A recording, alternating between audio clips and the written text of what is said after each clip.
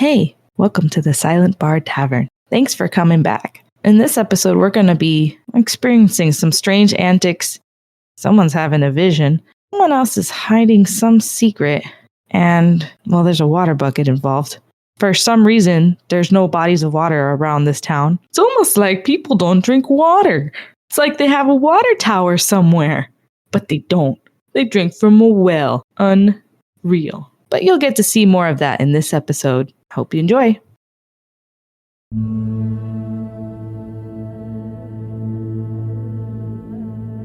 Last time on the Phantoms of Talva. What is wrong with you? This is no way for you to act, not with our borders compromised the way they are. And it takes you back to a time when you were picked out of the crowd. One of the elf guards came straight for you. It's a fond childhood memory, in a sense. Oh, then you've come to the right place. Soon this museum will be full of magical items. And it won't be just for the king to have. And instead of Mr. Wizard, how about just Arthur? Savannah, what are you doing here? But her eyes, they can be a little scary, as they would be to any kid caught doing something they shouldn't. As they're coming in, the magistrate seems to be in a panic, talking to Jork when Jork suddenly lifts his hand in almost a non-verbal command for him to be quiet. And then he eyes you both over carefully. Somebody please explain to me what you saw, one at a time.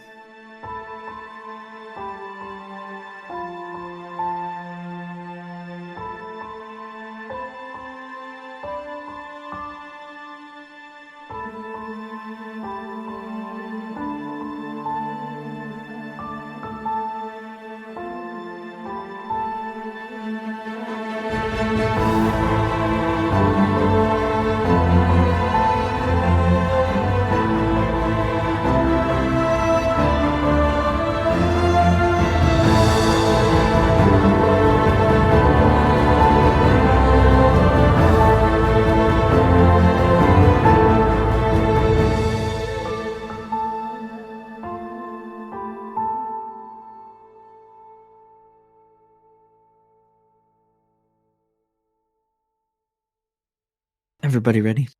No, I'm never ready. There goes my Steam. Alright guys, I'm done. I'm just gonna go play Baldur's Gate. Go ahead, I'm ready.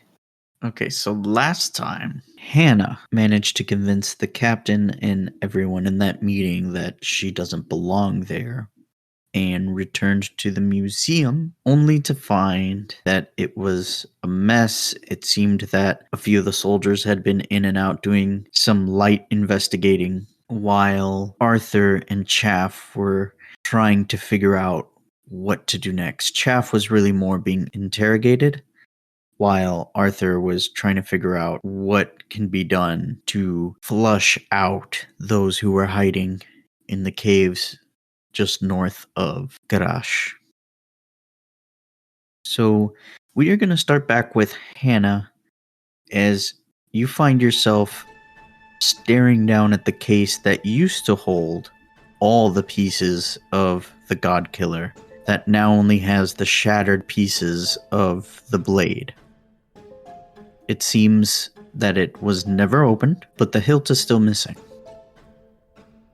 Kind of looks over it, bends over to take a closer look at it, and she's like, man, this must have been magic or something. I better not touch it so Arthur can see it. And then she looks around a little more. Did you mention last time that the book was missing? The book is also missing, yes. Did you mention that last time, or did she not notice that? I didn't mention it among the things that she noticed, but I believe you rolled high enough to have noted that that book is also missing. Okay, so she would immediately run up to where that book was and just kind of like look around as if to find it somewhere. And she's like, no. She's like, where did the book go? And then she just kind of looks back to the missing hilt and she's like, Oh boy, I hope this is not related. And she just kind of continues to look around, but she tries not to touch too much so that Arthur can maybe see if he can detect any magic or anything. Is there anything else you're going to be doing in this time while you wait? She probably is going to just kind of be taking advantage of the fact that Arthur isn't here and just look at the untouched stuff and see if she sees anything else, maybe related to her family or a history or anything like that. Or even of the sword, if he has anything on that too. Go ahead and make me an investigation check. Let's see. Investigation. There we go. Great, it's a 2, and that's not even adding anything, so it's probably caca. Yeah, it's just 2. I don't think I have anything. I mean, there's a lot of books in here, and it seems like whoever was in here has just completely turned this place on its head. It looks like they were rummaging for something specific and didn't find it. Okay, so she's looking around, she gets frustrated, just with the overwhelming mess and just general untidiness this place had before. And she's also going to take advantage of the chaos to see if they broke into Merlin's side of the house. You call me Merlin? She totally called you Merlin. My pronouns are he, not him, because I'll never be him, and it just zooms in on a picture of Merlin. Arthur's side of the house. Going to go and see if they broke into Arthur's side of the house. Okay, you go up the back steps, and the door seems locked, exactly the way it was left before. I'm gonna try to pick the lock. Do you have thieves' tools? Oh shoot, I don't. I don't think so. Let me just double check. Nope. And I turn the knob and it doesn't open. No, it's locked. She's just gonna look unsatisfied and she's like, good, the door is locked. She's gonna say kind of loudly and like stomp back into the museum. About this time, between searching through books frantically, getting frustrated, and then deciding to go upstairs, and then being frustrated at the locked door and coming back down, by this time, Arthur, you do return back to your museum, and it is about noonish. Then I'll go into the main part of the museum. Do I see Hannah being as like conspicuous as possible? It's like, oh dearie me, this door seems to be locked. The main entrance to the museum is on the opposite side of the building from where you live. And so if you were going into the main part of the museum, you wouldn't see her immediately, but you would immediately be greeted by the mess that has been left behind. Oh, dear me. Oh, my goodness, they've ruined countless years of magical artifacts. And I assume what I saw in her hands was no mere illusion. Then, with the use of a mage hand, I'll start picking up stuff. What does it look like when you produce this mage hand? It's real weathered hands. Looks like it looks like a real old person's hand with elongated like nails and real thin wear hand. It's got a watch.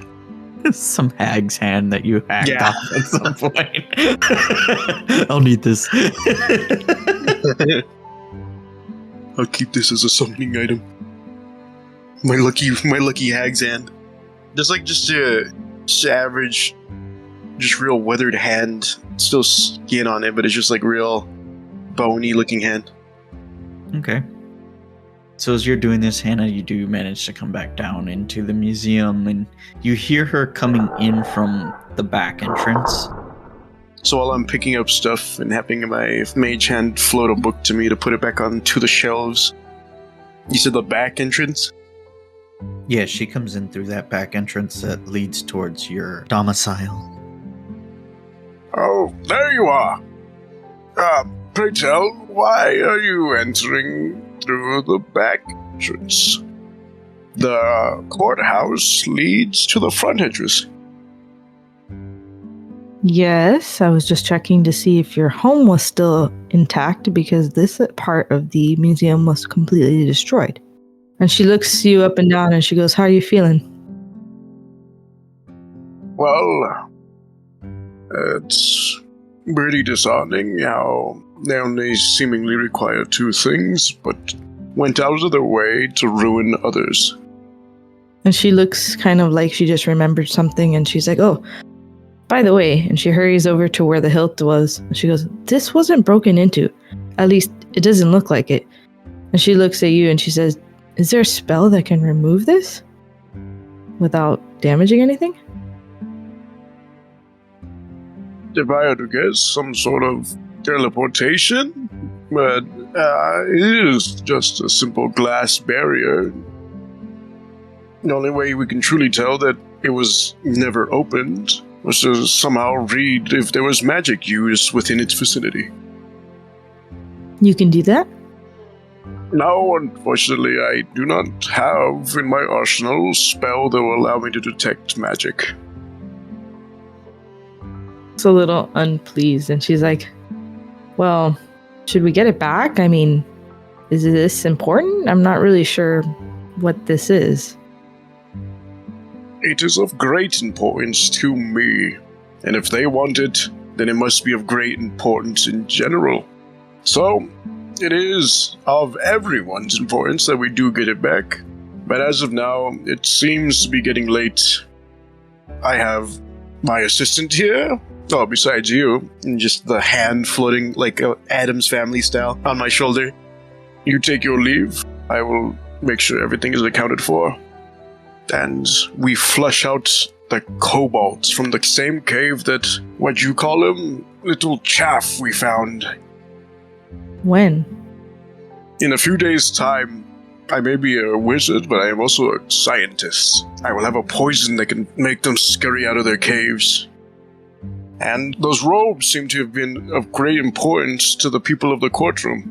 So we may find more things in those tunnels of great importance that may help us. She kind of crosses her arms and looks a little displeased. And she looks at you and she says, "Will you be all right? I mean, do you need more time to rest?" Simply like an elf, I do not require the rest. But just give it a few days, I will have the poisons and we will go into the tunnels. I suggest preparing yourself for a fight in a few days' time. All right. And she looks around one more time and she's like, "Are you sure you don't want my help cleaning up at least?" No, I believe it is all good. I've had worse happen in here. They didn't make that much of a mess. She kind of smirks a little and she says, "Well, you'll have to tell me about that next time then." She starts to walk out. "See you next time." I will be cleaning the museum for this night. All right. I do want to remind you it is only midday right now. Okay. I'm going to go ahead and jump to Chaff here for a moment. Chaff. And they lock you up, take all your things from you, including your backpack and all of that stuff, corn. Not my corn. Alright, so nothing but the clothes on my back. So what are you doing while you're in your cell, Chaff? Mostly resting, attempting to continue my daily prayers. How is it exactly that you do these prayers? What is your posture of worship? Is there a window in my cell? So the holding cells are kind of below the building, so no, there isn't natural light down here.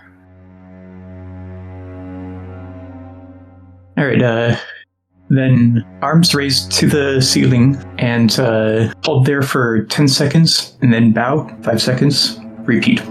And the guards are kind of looking at you sort of oddly, wondering if you're in fact doing something they should allow or not. And they just watch quietly for about 5 minutes before one of them finally speaks up. Excuse me, little skilled one. I do not think that you should be doing that. I tilt my head and look at him, just staring. He kind of stares back at you for a little bit and then it's like, ugh, weird lizard, and turns around. All right. I'd continue for about 10 more minutes. All right, and they just kind of ignore you at this point. And maybe after 15, 30 minutes in, you begin to feel a presence with you in the cell.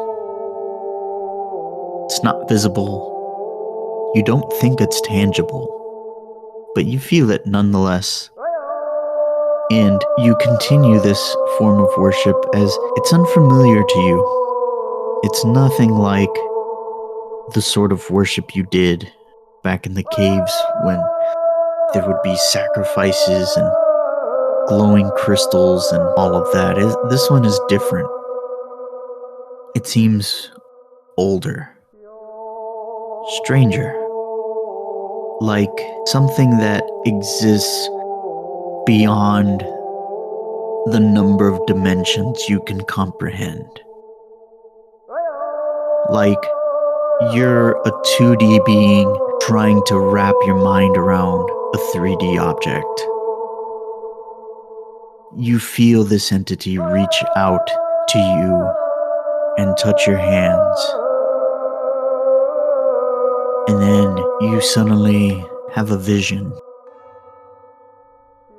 It's quick glimpses like looking through a keyhole of time. And you see a shattered sword. You see a man glowing and changing shape. You see a circle of swords. You see a circle of knights. You see a dead woman laying on a table. You see a figure descending from the sky as it seeps into a corporeal form. And then your vision ends suddenly. All right. Hold my bowing position for another minute. And then if there are no more visions, then I'll just end it there. So we will jump back now to Hannah. Anna gets back into the inn, and she looks for the owner of the bar. Natasha is doing her thing behind the counter. Again, she's cleaning up after a few patrons that have come in. And she looks up at you. Oh, I'm glad to see you're alive and not hurt.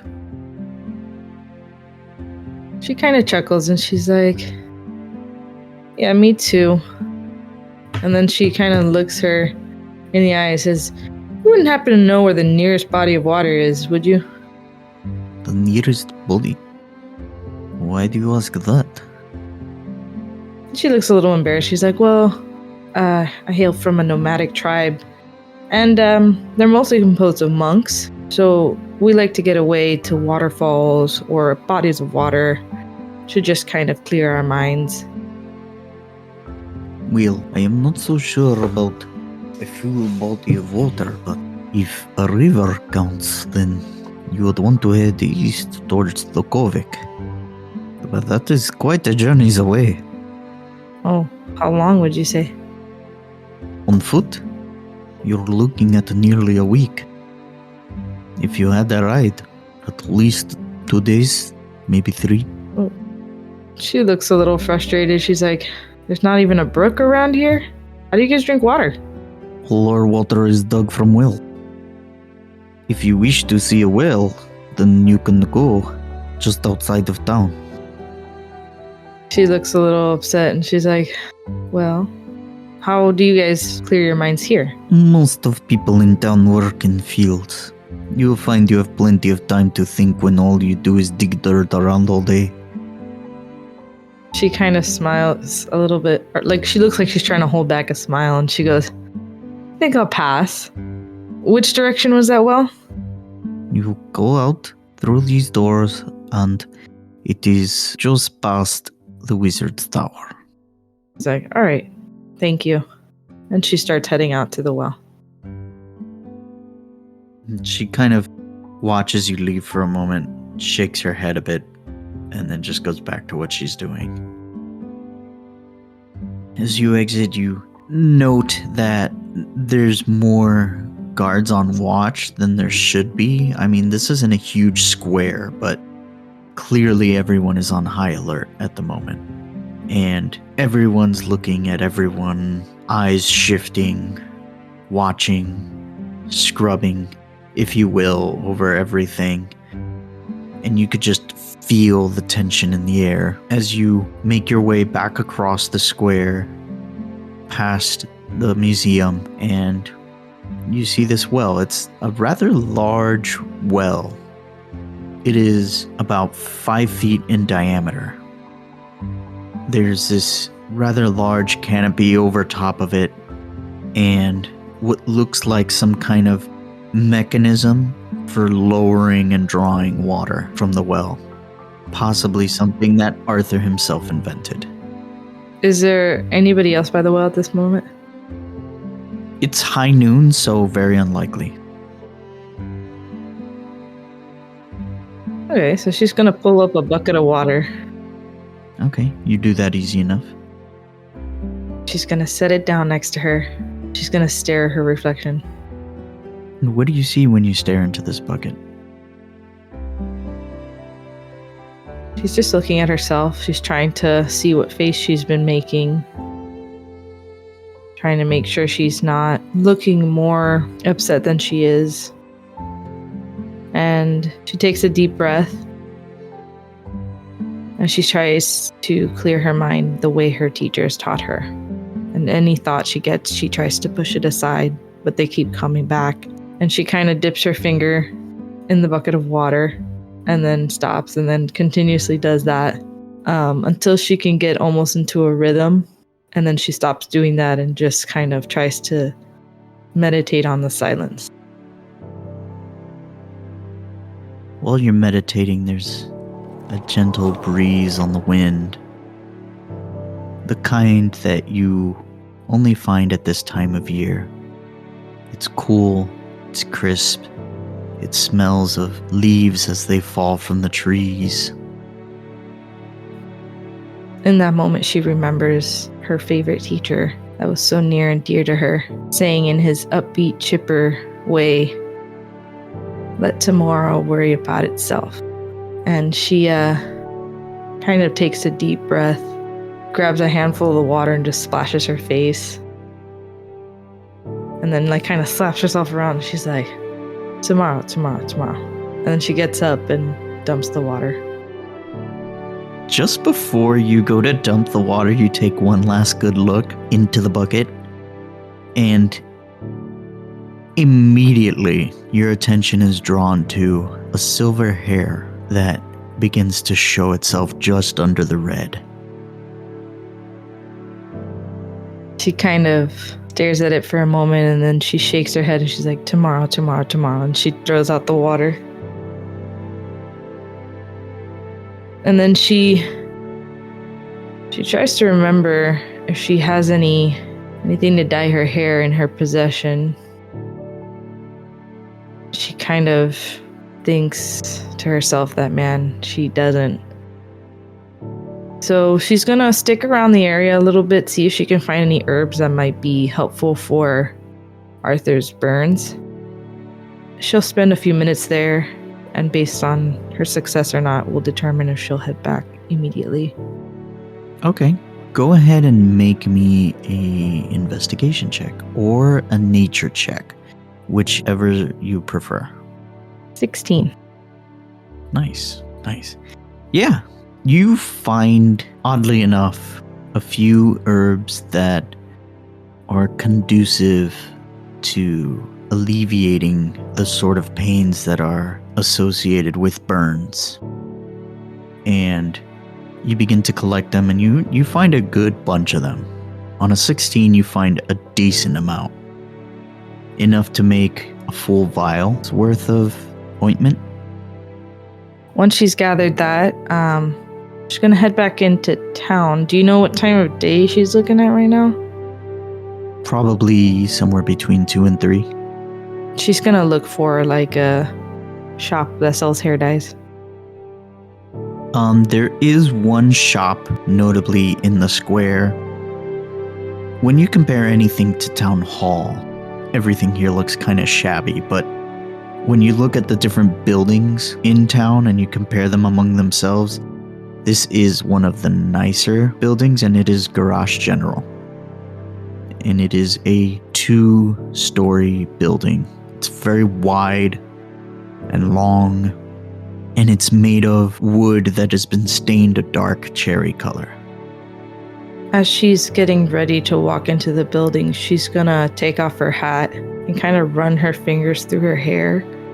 But really, she's casting prestidigitation on the bits of silver so that it could all look uniform. Oh my god, your hair looks so cool. Who did your hair? Me, every hour. And then she'll put her hat back on and walk back in. So you walk in and ding, there's like a little bell that rings as the door opens. And for the most part, despite the size of this building, there aren't that many people in here. In fact, the first thing to greet you is the register, and behind it is sitting this human woman. She seems to be in her mid-40s. She's got dark braided hair that comes down one side, and her clothes are very earthen tone, very natural but elegant looking. She looks up at you with this creased smile. Oh, why, hello. How are you doing? Welcome to Garage General. I am Camila. Oh, hello. And she starts walking past.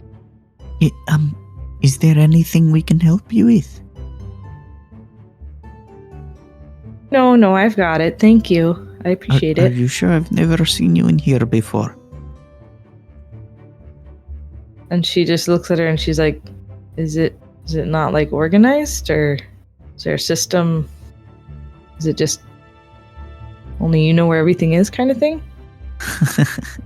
I've been working here a long time, young lady, and not even I know where everything is. My husband, however, he might. She laughs a little nervously. She's like, oh, well, I was thinking of changing my hair color, that's all. Beauty products. That's what you're looking for? Yes. Well, we may not have big city stuff, but you might be able to find very specific herbs and dyes. Come follow me. It will be hard to describe. And she steps out from behind the counter, and she just starts heading towards the back and to the right. You find that there are just racks of various powders and gels of different kinds, and it seems less like the kind of thing you would find in a modern store and more like these are the raw materials and you have to kind of know what you're doing and mixing them together to make the dye you're looking for. My character looks a little unencouraged, and she says, or discouraged. She looks a little discouraged, and she looks towards the lady and is like, I don't really think I know how to make a dye. You wouldn't happen to make dyes, would you? Oh, I do my own.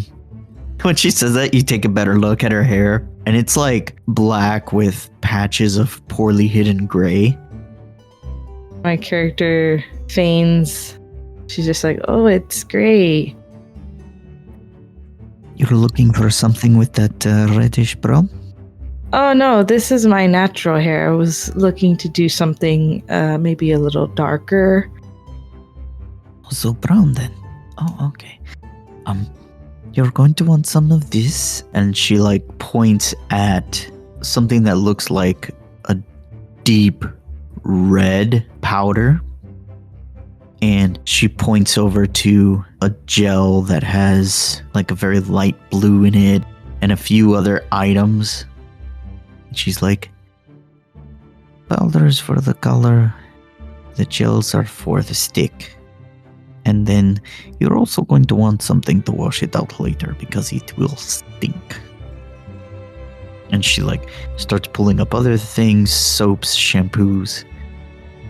My character is internally screaming. And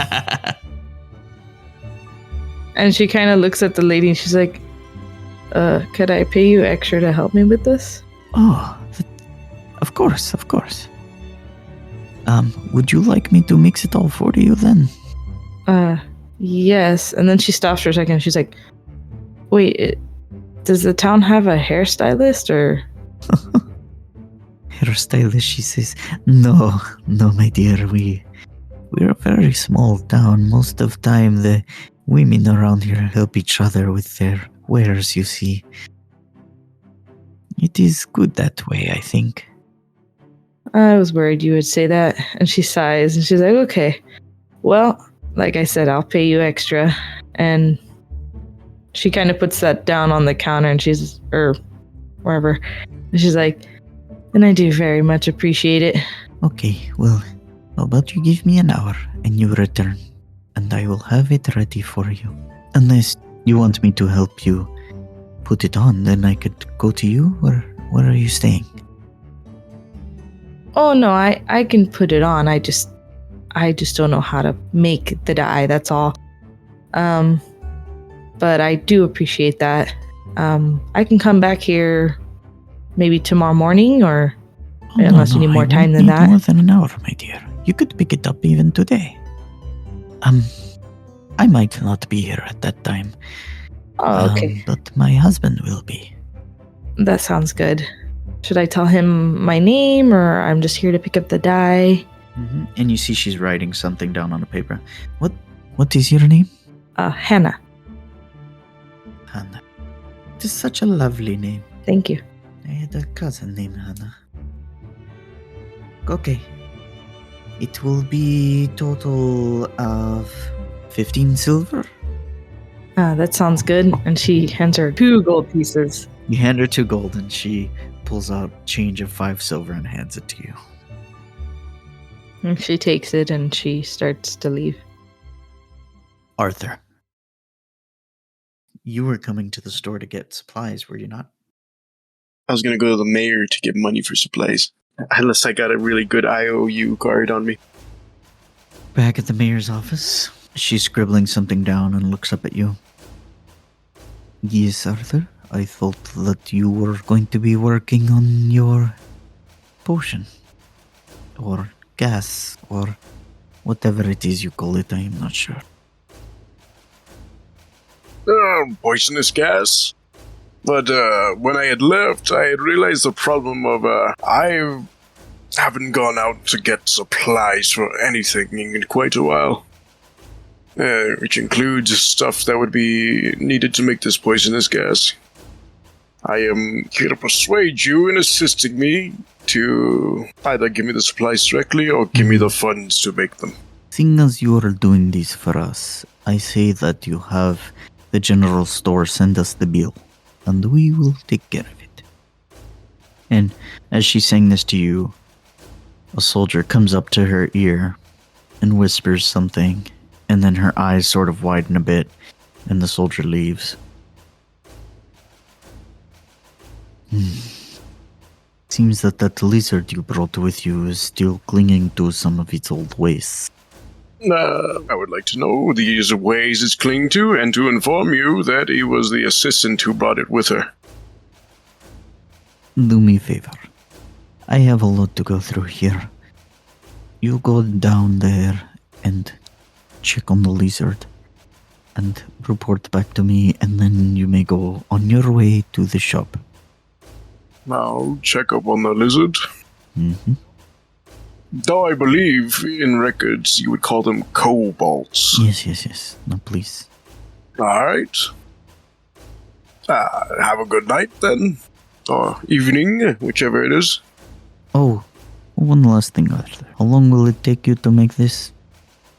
Well, what is it, DM? How long would it take me to make enough poison to flush out a cave? That A, depends on how well you roll, and B, If you roll your best, it would take you the next 2 days to make enough. If I rolled a nat 20, it'd take me 2 days. If you rolled a nat 20, it would still take you 2 days, but I might add a few benefits. Well, I guess I'll be using the silver dice. With the quality of supplies that are normally in the store, I would say give it at least a week. A week? If not sooner, yes. I do not know if the captain will like that answer, Arthur. For now, keep it between you and me. He's not losing many men stationed there. As it stands right now, he is trying to keep them hidden. So you leave her office? Yeah. You head down to where you know the holding cells are. Yeah. And you witness Chaff there, in his bowed position. Are these just a standard prison cell? Just bars? Yeah, it's just regular old bars, nothing particularly magical or interesting about them. And no one's stationed here watching him? Yeah, there's a couple guards here. Oh, hello. Has our friend here been doing anything interesting? That is certainly a word for it, wizard. It seems that it does not trouble him to worship the forbidden gods for which he is locked up in this cell. Have you given him a way of communicating? Or have you taken that as well? What do you mean he has a mouth? Well, it seems you would rather write than talk. Since the mayor has told me to communicate with him, I request that you give back at least his writing journal. They kind of look at each other and then look at you. And you're sure that you will not use this against us? I'm pretty sure most spells require a verbal incantation to cast, so I doubt he will be writing down your doom anytime soon. Roll me a persuasion check. And the DC for this will be a 15. Oh. I rolled a 15 plus 4. For real. Yeah. They get his notepad and his pen and they hand it to him, sort of cautiously. And Chaff, your prayers are over at this point. If there's a resting area, I'd probably be there. They kind of like toss in the notebook and the pen. They don't really like wait for you to come get it. I sit up, rub my eyes, and notice the notebook. I pick it up and look out of the cell. So, I'm gonna ask. Little Kobold, do you know who you are praying to? I write down that no name and then show it to him. Well then, Kobold, do you understand the concept of good and evil? I begin to write several things, but then scribble it out and go to the next page and write, does it matter? You tell me the name of a good aligned god, like knights in shining armor, paladins type thing that would follow them? Are you asking me this question? Yes, you. So, the Kree dynasty sort of held the monopoly on a lot of things over Talva for a long time. And among those things that they held sway over was what the primary form of worship was, which for the last 100 or so years before Liberation Day, it was Necrochronomia. And so there wasn't really any other god worshipped in Talva before that. And since Liberation Day, slowly other forms of worship and other deities began to find their way into the nation. So the majority of these other deities that you find, good or evil and so forth, are from outside. And originally I'm not a native of Talva. Does that help at all? That does help. You would know about some of the faraway gods like the Heart of the Mountain or Lady Luna or Lady Soul. you would know about these various gods that are worshipped throughout the land, right? There's so many to speak of, and in your time of research, you've come to find that all these gods seem to represent more or less the same virtues.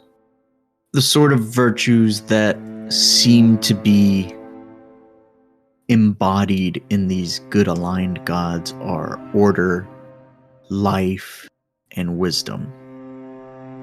Because, on the scale of gods, it becomes a little fuzzy where these lines are, right? You've come to find that the ones that are more chaotically aligned, evil aligned, tend to lean into decay and power. And a sort of line that's a little on the fuzzy side is creativity. And you also know of a sort of neutral alignment, one that you yourself are very familiar with, which is the gods that seem to have a hold or a sway over time. Duanar is supposed to be quotation marks good. Can I just use that one? What are you mentioning about Duanar? What are you saying to him? You'll see. I shall give you an example. Would the god Duanar fight with your god? For reference, Duanar is a dwarven god that is good aligned and is all about protecting your home and making new things.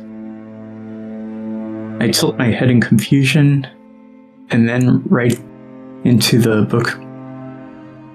What I consider good, you might consider evil. And then I show it to him. This is why I gave you the previous question. That is a good way of measuring your followed god's good or evil. Is if you put him in the same room as a god that is considered by most as good, would they fight? You are welcome to make a religion check to see where you believe, from the little information you've received about your deity, where they stand. Okay. See here. 11.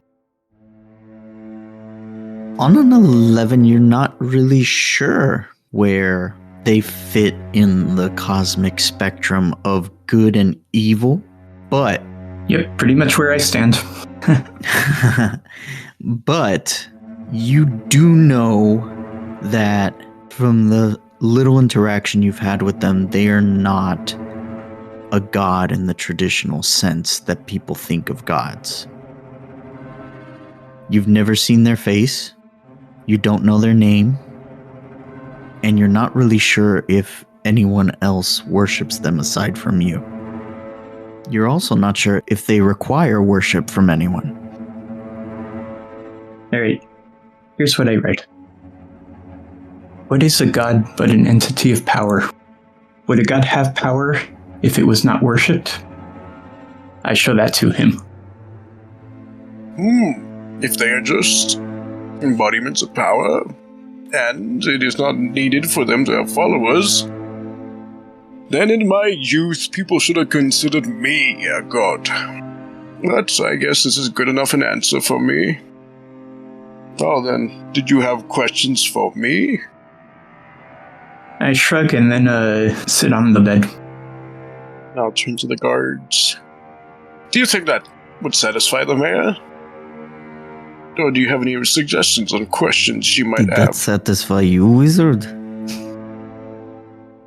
They look very confused by the way that went down. And the other guard just turns to Chaff and just very directly. Is it Necrochronomia that you are worshipping? I sit up straight, stare straight into his eyes, and nod my head once, and then I lay down on the bed, facing away from him. They just immediately pale in face and they look at Arthur. You see, in my opinion, he should be executed. Information is lost to the realm of the dead. He is better alive. And good job on you. You've gotten more information out of him. When I asked who he was worshipping, he'd given me no name. Now I know it must be this Necrochronomia. They give you a weird look.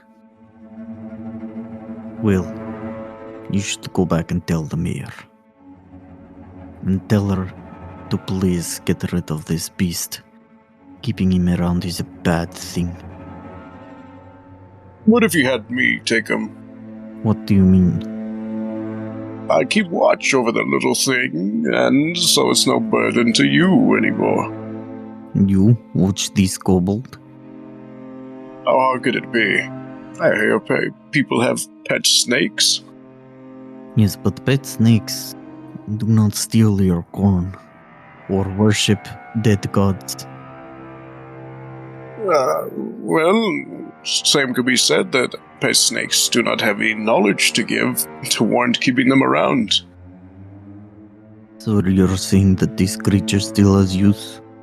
Yes, that's what I have been saying. And I thought my old age was the reason I'm forgetting. Well, wizard, it's not us you need to convince. I was thinking of what to do without prison riots with a single prisoner. Oh no, the prisoners are rioting. He's just in the cell beating himself up. And I was just thinking, just like Chav escapes, and it's just him on top of like a pile of guards, just with a prison lunch tray. Just do I see guards' keys like at his waist or something? Yeah, Can I take note of what each of the keys look like? sure. And I'll just ask, and who do I need to convince? Firstly, the mayor. And then the captain, of course. He will not quietly let this creature roam around town. Nice, I'll just tell him. Then allow me to take him right now, and I'll go straight to them to explain why he should be free. No, he stays in his cell. You convince mayor and captain, and perhaps we let him go with you. I'm gonna ask him, what time is this room empty for no particular reason? Well, since you asked. When is there a window of opportunity for me to help him escape? I guess I'll just leave and have to go convince them. I'll leave this entire building's line of sight for about 10 to 20 minutes. Cast disguise self as the captain of the guard. No, the mayor. I'm gonna make a roll here. On an even number, the mayor will come out of her office at the same time you're coming back in. On an odd number, you will be home free.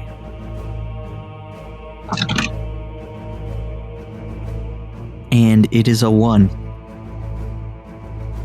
So, a 1, the mayor does not come out of her office as you walk back in as the mayor. And the young man that's sitting at the receptionist desk looks up at you momentarily, a little confused. He looks back towards where the mayor's office is and looks back at you. Mayor Brie, I didn't notice you leave. Well then, you just have to be more perceptive then. I had left to go speak with Arthur in his museum. But Arthur went down to the cells and then he left. And, okay. Perhaps I am too much in my papers. Agreed.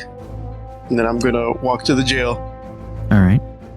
Arthur just came to me, telling that I need to release this kobold into his care. I have already spoken to the captain of the guard, and he has agreed that with the wizard, he should be under good surveillance. So I request that you release him, and I have some words for Arthur, so I will bring him to Arthur myself. I am going to need you, at advantage, To roll my silver dice. roll a performance check. That is a 19 and an 18. Are those the totals? No. What's the total? So the 18, 19, 20. 20 total? Yes. You just made that DC. So they're a little startled by how quickly the mayor came down to see them, and they just immediately unlocked the cell. And they were like, Are you sure you do not need one of us to go with you, Mayor? And I'll just kneel down. Tell me, will you make any attempt on my life, little one? I shake my head. I give it my trust, and so should you. But it was just worshipping necrochronomia. You trust this creature? Has it made any attempt since it's coming here to attack one of us? No.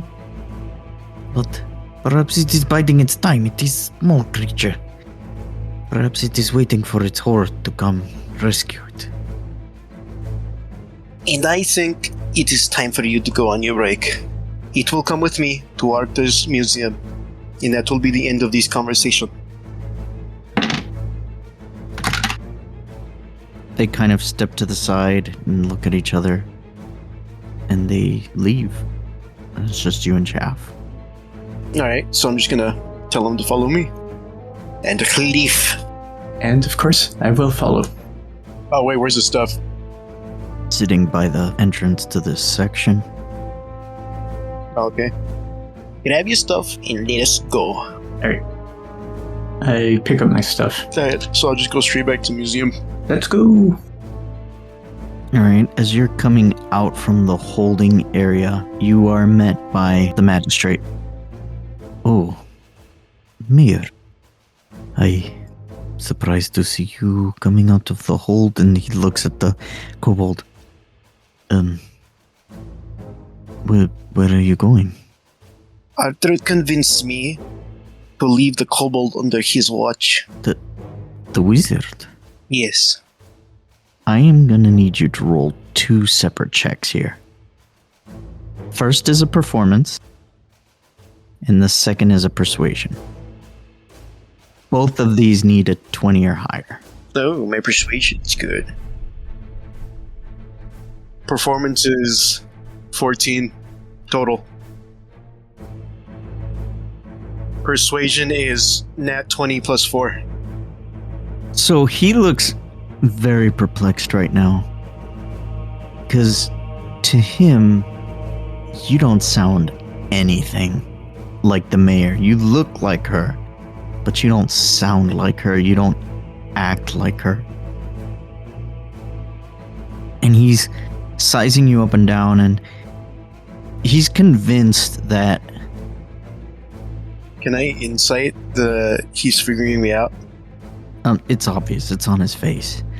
He's sizing you up and down. He's convinced that of what you're saying, that you're gonna take the kobold to Arthur, but he's very confused.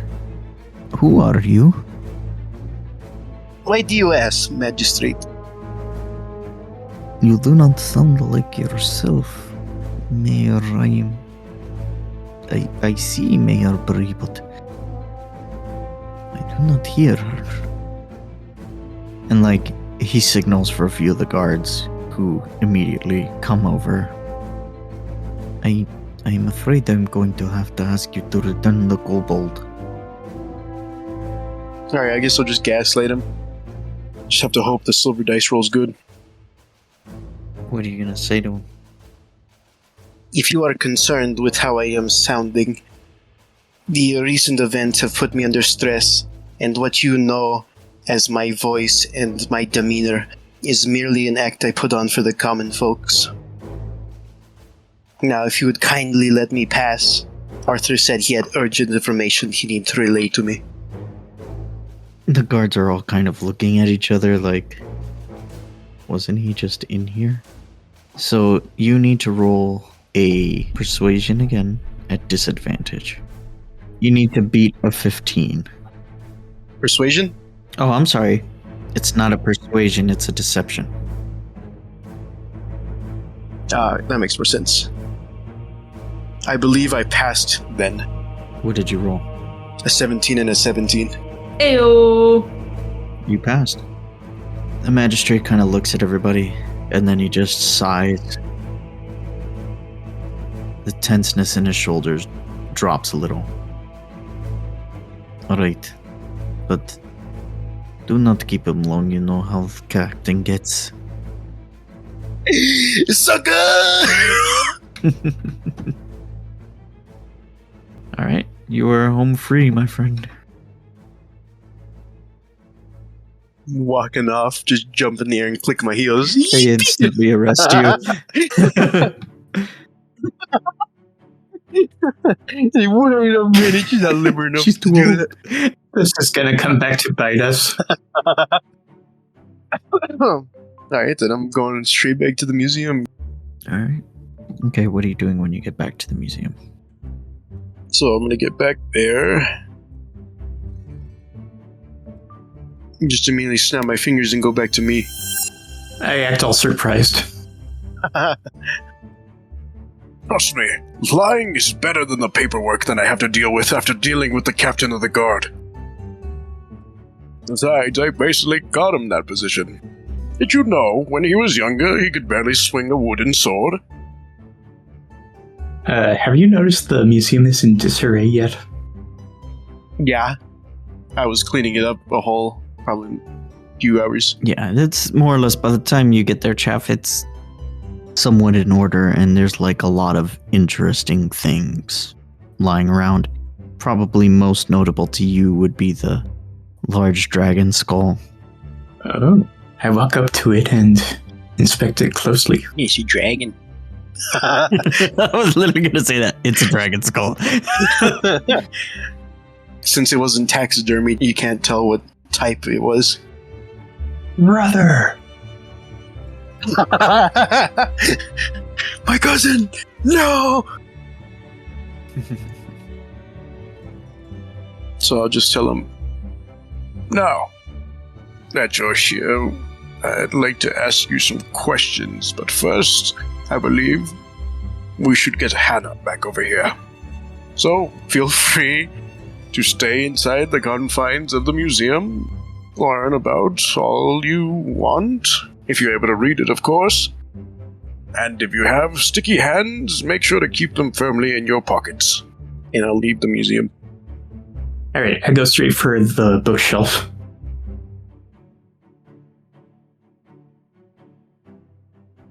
How long does it take me to craft that potion? Not long. I mean, it's not like a magical item of any sort. It's just a poultice you make. Yeah. I'm just gonna make like an ointment or something. Yeah, so go ahead and make me a medicine check using your herbalism kit.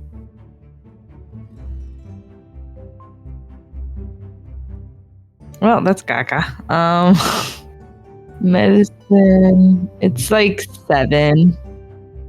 You waste a lot of material making this, so you barely get half a vial of this gel from all these plants. I'll take it. So she kind of cleans up the whole mess and puts it in her bag and starts heading out to go check on the hair dye. But before she leaves the room, she's going to touch it up with the prestigiation again. You walk out and you head back to the store after an hour. And just as you enter the store, Arthur, disguised as the mayor, comes out of town hall with Chaff and crosses over to his museum.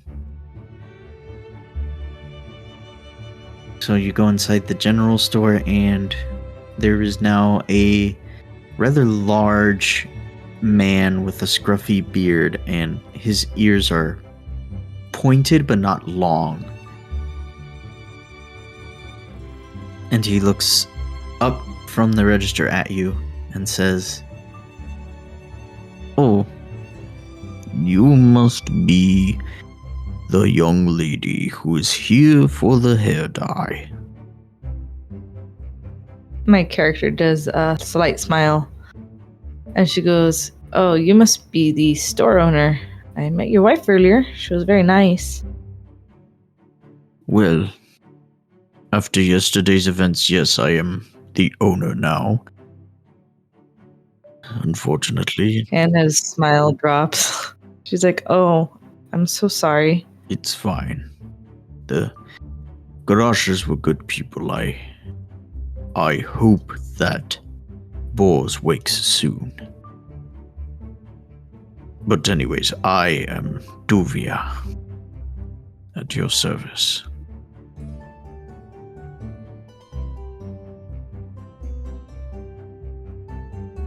She kind of looks down at the mention of Boar's name, and then she looks back up at him and says, Tuvius, do you have any, flowers or anything I can... Tuvia. Tuvia, do you have any flowers or anything I can leave near Boar's? Just for him to have when he wakes up. It would be a shame for me to charge you, seeing as it is for Bors, but you can take some of these. He points over to a small rack that has an assortment of different flowers on it. Some of them seem to be wilting as they've been sitting there for a day or two. She grabs a fresher one and says, here, how about this? Give me a discount and I'll say it's from us both. I will not charge you for these, but you may take them, and here. And he pulls out a small glass bottle. This is your hair dye, and these pulls out a few more bottles. All the shampoos you should wash with afterwards. And I do recommend you do this in a private place. It does tend to smell. So I've been told, she says, kind of okay. Do you have a bag? You have pants with pockets. Oh, I do. Wow. Okay. You spoke my language. Okay. So she starts putting things into her pockets carefully. And as she puts it away, she thanks him and starts leaving to drop off the flowers up to Bor. And so you're headed towards the clinic, which is next door.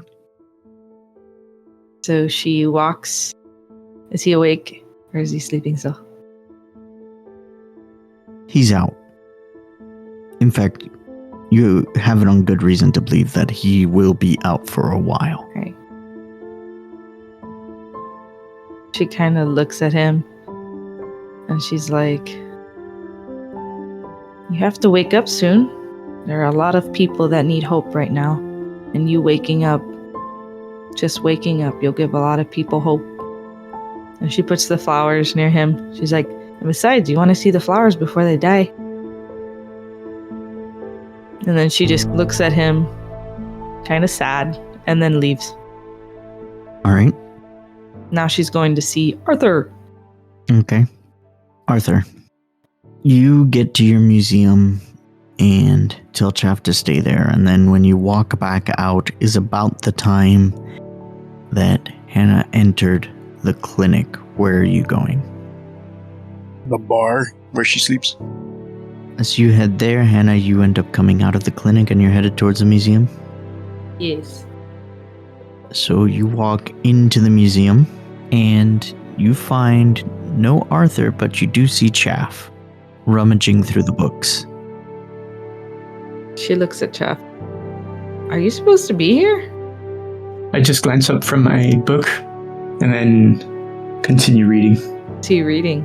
The book Chaff has in his hands is a recipe book on various remedies people had for what they refer to as curses, but we in modern day would understand them as various illnesses.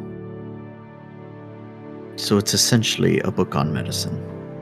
She kind of looks at him skeptically, but then says, keep that book out when you're done. I kind of want to look over it. And then she looks around a little and she says, have you seen Arthur? I point at the door. She sighs. She's like, of course. She's like, all right, I'll come back then tomorrow. And she starts heading back to the inn. So you leave there, Arthur. You received some information at the inn saying she wasn't there and that she had gone out again towards the Garage General, and you both exit into the square at the same time. I guess our eyes meet as soon as we see each other across the way. Under the moonlight, you wanna geese digger. She just kind of waves him down. She's like, oh, hey.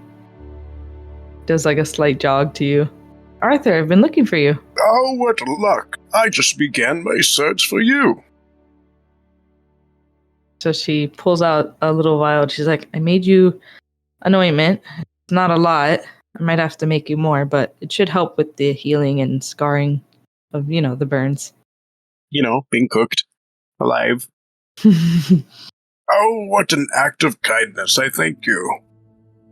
Is this the only reason you're searching for me? Yes, it is. Well, you should follow me back to the museum. I have something there that might be of interest to you. Hannah scratches her head. She's like, the medicine book? Oh, I'm sure I have something like that on the bookshelves, but no, it was something else. Chaff? What an excellent guess! Yes, it is chaff. I've gone and stolen him from the prison. She kind of like gasps slightly and she's like, I'm good, and starts walking straight to the inn. Right as he's talking about that and you turn from him, you just hear from across the square, Arthur! In a very loud, angry tone. Oh no. The mayor has exited town hall and there are several guards and they see you with Hannah and they just immediately, all the guards in this square turn their attention towards you guys.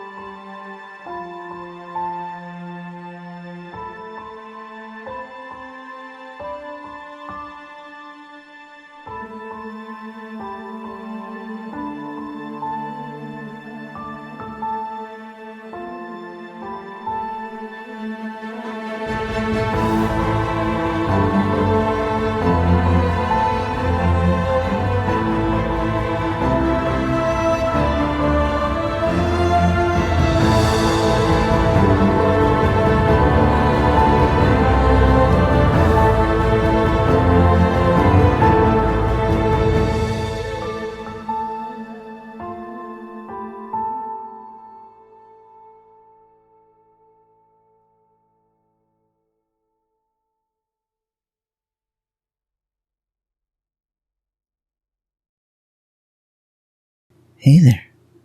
Thank you for joining us for yet another episode of the Silent Bard Tavern. We thank you for coming along with us for 5 episodes now, and we look forward to seeing you at the 6th in a couple weeks. See you then.